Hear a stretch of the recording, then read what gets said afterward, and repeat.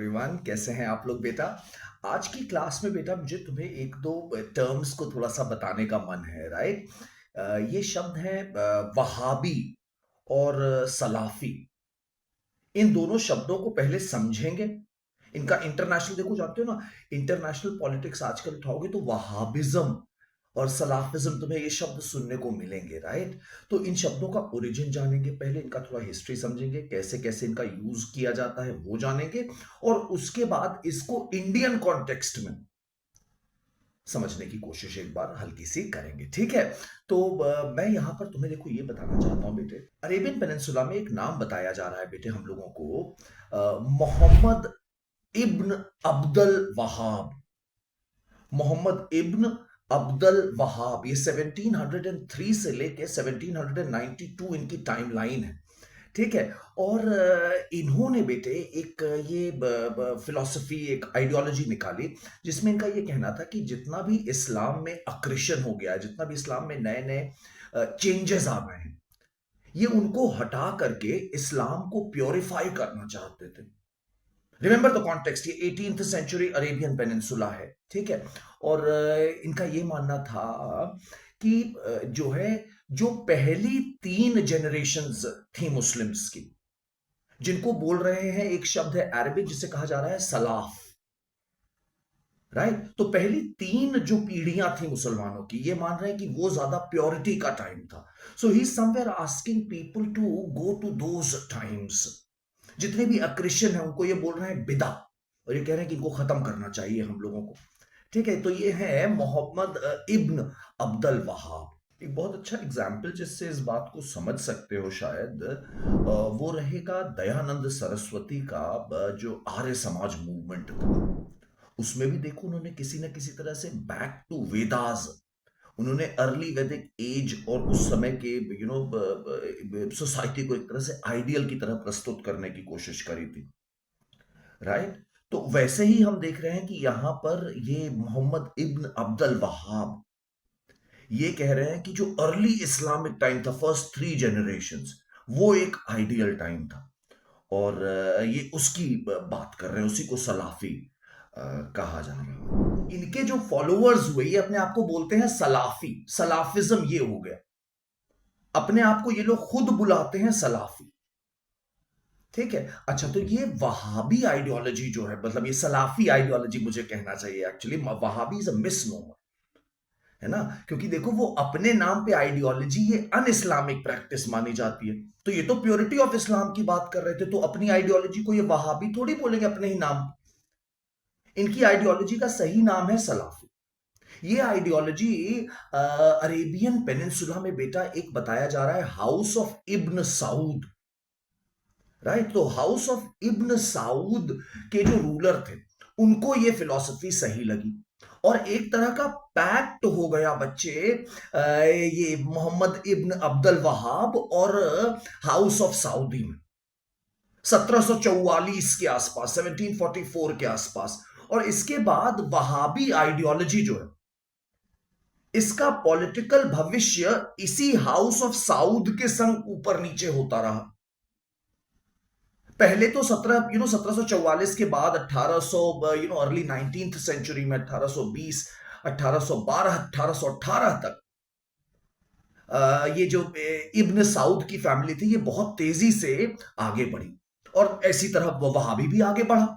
लेकिन 1818 के बाद इनके फॉर्च्यून, पॉलिटिकल फॉर्च्यून जो थे इब्न साउद के, ये घट गए, तो वहाबी भी डिक्लाइन में चला गया, राइट। परंतु 1932 में जब ब्रिटिश और अमेरिकन सपोर्ट के साथ यहां पे हाउस ऑफ इब्न साउद की वापसी हुई और सऊदी अरेबिया का किंगडम बना, तो वहाबी फिलॉसफी जो है, एक बार वहाबी आइडियोलॉजी जो है, एक बार ये फिर बड़ी तेजी से उभरती है ग्लोबल ग्लोबल सीन पर, है ना। और जो है धीरे धीरे समझ लो ये कि अभी जैसे जैसे हम लोग 21st सेंचुरी में आ गए हैं, तो इस्लाम में जितने भी फंडामेंटलिस्ट आइडियोलॉजीज हैं, उन सब को एक ही नाम दे दिया जाता है। अंग्रेजों ने ये शुरू कर दिया कि जितने भी फंडामेंटलिस्ट इस्लामिक आइडियोलॉजीज निकली उन सबको एक जनरल नाम दे दिया, वहाबी। राइट? तो ये वहाबी एक मिसनोमर है, ये अब्दुल वहाब के नाम से आ रहा है। उनके खुद के फॉलोअर उन्हें अपने आप को सलाफी बुलाते हैं। ठीक है, अच्छा, अब जरा सा हम लोग अपने क्लास के दूसरे मोड़ पर आ रहे हैं कि ये वहाबी मूवमेंट जो है ये भारत में भी कुछ इसने रंग दिखाए क्या? हाँ भाई साहब, हाँ बहन जी, इसने जो है यहां भारतवर्ष में भी बहुत गजब का 19th सेंचुरी में इसका रोल रहा है। आओ थोड़ा सा वो जानने की कोशिश करते हैं। ठीक है, तो हुआ क्या, इस वहाबी आइडियोलॉजी ने कई लोगों को यहां भी इंस्पायर किया होगा कि हम भी इस्लाम को प्योरीफाई करना चाहते हैं। तो यहां के लोगों ने भी इसको वहाबी नहीं बोला, वहाबी तो ब्रिटिशर्स बोलते थे, इसको बोला गया, इस आइडियोलॉजी को बोला गया मोहम्मद तरीका ए मोहम्मदिया, मोहम्मदिया तरीका, ऐसे करके इसका नाम रखा जा रहा है जब ये भारतवर्ष में ये आइडियोलॉजी आ रही है। इससे प्रभावित होने वाले कई लोग हैं, कई लोग हैं। मैं 3-4 नाम लूंगा, एक दो बारे के मैं तुम्हें डेप्थ में भी बताऊंगा इस क्लास में। राइट? एक नाम बताया जा रहा है बेटे, हाजी शरीयतुल्लाह। इन्होंने फरैजी मूवमेंट इंडिया में शुरू किया। 1820s के आसपास इनका ये मूवमेंट शुरू हो रहा है।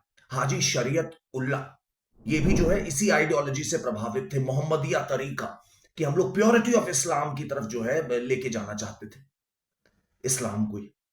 राइट? तो ये तो हो गए तुम्हारे हाजी शरीयतुल्लाह और इनका फरैजी मूवमेंट।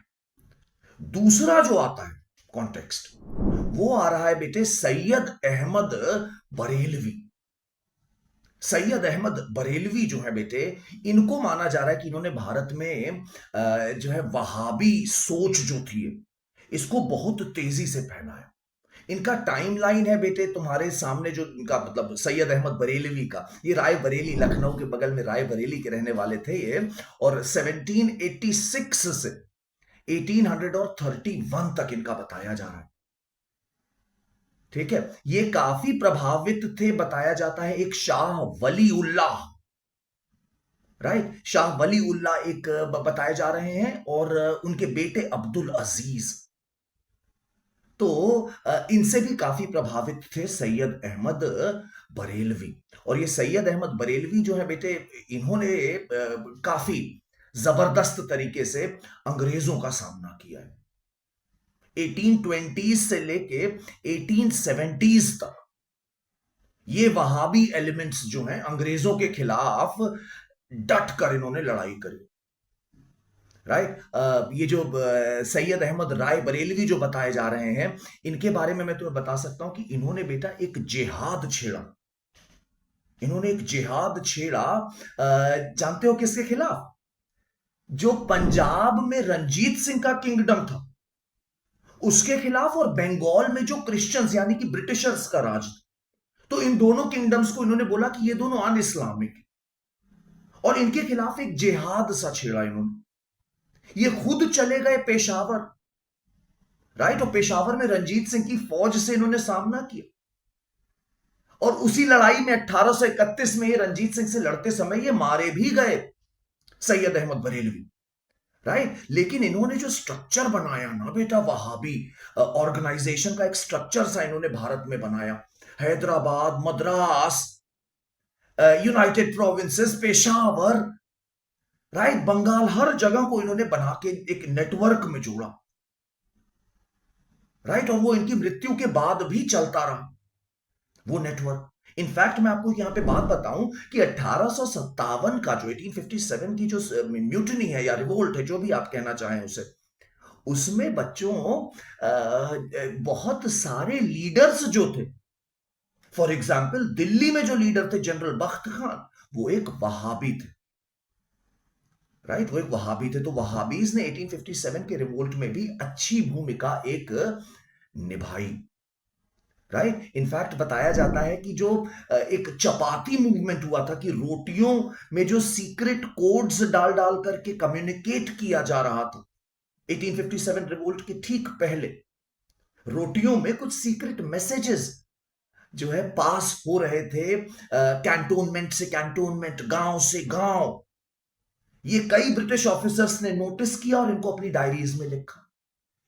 तो ये माना जा सकता है कि ये सारे के सारे जो कम्युनिकेशन चैनल्स थे, सीक्रेट कोड्स थे, इनका संचालन वहाबी कर रहे थे।